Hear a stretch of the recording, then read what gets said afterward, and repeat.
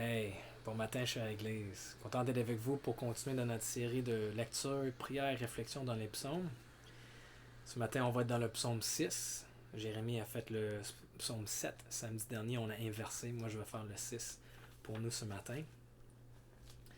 Si vous regardez dehors puis vous voyez que la journée est pluvieuse, nuageuse, si vous trouvez que ça reflète bien l'état de votre esprit ou votre âme en ce moment, vous allez aimer le psaume 6.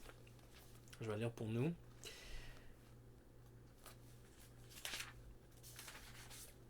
Au verset 1, ça dit: Au chef de chœur, avec instrument à cordes, sur la harpe à 8 cordes, psaume de David. Éternel, ne me punis pas dans ta colère, et ne me corrige pas dans ta fureur. Aie pitié de moi, Éternel, car je suis sans force. Guéris-moi, Éternel, car je tremble de tous mes os. Mon âme est toute troublée.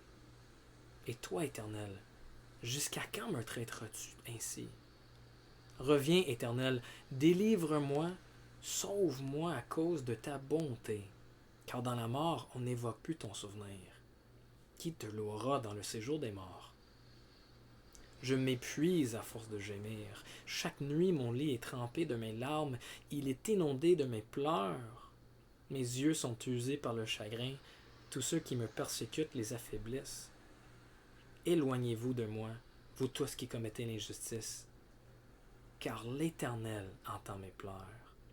L'Éternel exauce mes supplications. L'Éternel accueille ma prière. Tous mes ennemis sont remplis de confusion et d'effroi. Ils reculent soudain couverts de honte. On voit que c'est un psaume de lamentation. David se lamente de certaines circonstances dans sa vie. On ne sait pas exactement quelle est la chose à l'origine de cette épreuve difficile qu'il vit. On sait pourtant que ce n'est pas à cause d'un péché, parce qu'on ne voit pas de confession de péché. Ce n'est pas un psaume de confession de péché. Mais il vit une épreuve très, très difficile. Il souffre beaucoup à cause de ça. Et on voit que cette épreuve est tellement difficile pour David dans la manière qu'il parle. C'est très imagé. Je m'épuise à force de gémir. Chaque nuit, mon lit est trempé de mes larmes. Ça semble affecter pas juste physiquement, mais spirituellement aussi. Lorsqu'il dit je tremble de tous mes os et mon âme est toute troublée, on parle de quelque chose qui l'affecte de l'intérieur jusqu'à l'extérieur. On parle de quelque chose qui est très difficile pour lui et il ne doute pas l'amour de Dieu pour lui, parce qu'il parle de la bonté de Dieu, la raison pour laquelle il va le délivrer. La bonté, ça veut dire l'amour fidèle de Dieu à son égard. Il ne doute pas l'amour de Dieu, mais il semble dire, je sais que tu m'aimes, mais ce que je vis en ce moment, c'est trop sévère. Je sais que tu vas produire du bien avec cette situation-là, mais c'est trop dur pour moi de vivre ça. Il se plaignent à Dieu à cause de la sévérité de ce qu'il vit, mais il se plaigne aussi à Dieu à cause de la longueur de ce qu'il vit. Au verset 4, il utilise une phrase, une tournure qu'on retrouve souvent dans les psaumes, lorsqu'il dit « Jusqu'à quand, Éternel? Jusqu'à quand? Jusqu'à quand me traiteras-tu ainsi? » Il s'embête dans une genre de spirale descendante dont il ne voit pas la fin et il dit « Jusqu'à quand? » La longueur de l'épreuve fait que c'est très difficile pour David. Alors c'est la sévérité de l'épreuve, la longueur de l'épreuve, et je pense que c'est là où on voit peut-être des parallèles avec ce qu'on vit en ce moment. On voit que c'est tellement sévère. Oui, on sait que Dieu nous aime et on sait qu'il va faire du bien, mais peut-être vous dites en ce moment un peu ce que David dit, vous dites, c'est juste trop. C'est trop sévère pour moi, c'est trop difficile, c'est plus que je peux supporter. Et peut-être aussi la longueur fait que c'est difficile pour vous en ce moment. Vous dites, je vois plus la fin. Chaque journée que je regarde les nouvelles, ça semble prolonger la fin. C'était une question de semaines, maintenant 2 mois, peut-être plus que ça. Jusqu'à quand, Éternel, est-ce qu'on va devoir vivre ça? Parce que c'est long, parce que c'est sévère. Mais c'est pour ça que j'aime tellement la manière que David termine le psaume. Il termine le psaume avec une déclaration incroyable de foi. Il dit, car l'Éternel entend mes pleurs. L'Éternel exauce mes supplications. L'Éternel accueille ma prière. Comment David sait-il que Dieu va faire ça? Ben, ça semble être parce que David, il base ce que Dieu va faire à l'avenir sur le fait qu'il a vu Dieu agir dans le passé. David a trop vu Dieu agir pour sombrer dans le désespoir. Il dit, Dieu est venu à ma rescousse assez souvent dans le passé, je sais qu'il va faire la même chose pour moi éventuellement. Il base il interprète ses circonstances à travers sa théologie, au lieu d'interpréter sa théologie sur la base de ses circonstances.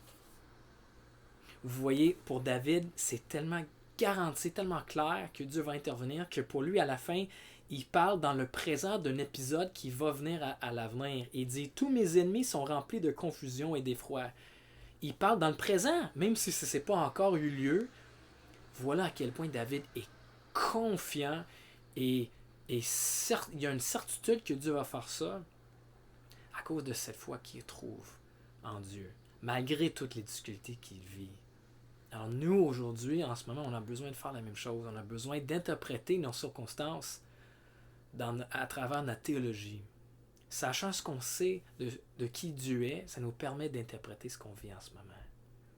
Quelqu'un qui faisait bien ça, que j'admire beaucoup, on a discuté, on a vu sa vie un peu il n'y a pas longtemps, mais William Cooper, un homme qui luttait toute sa vie avec la dépression, lui a appris à interpréter ses circonstances à travers sa théologie. Et je vais vous lire rapidement pour terminer 2 strophes d'une chanson qu'il a écrite juste avant une de ses pires périodes de dépression. Ça s'appelle « Hors des ténèbres brille la lumière » ou « God moves in mysterious ways » en anglais. Voici ce qu'il a écrit. « Ne le jugez pas avec votre faible sens, mais fiez-vous à sa grâce. Derrière une sévère providence, il cache une aimable face.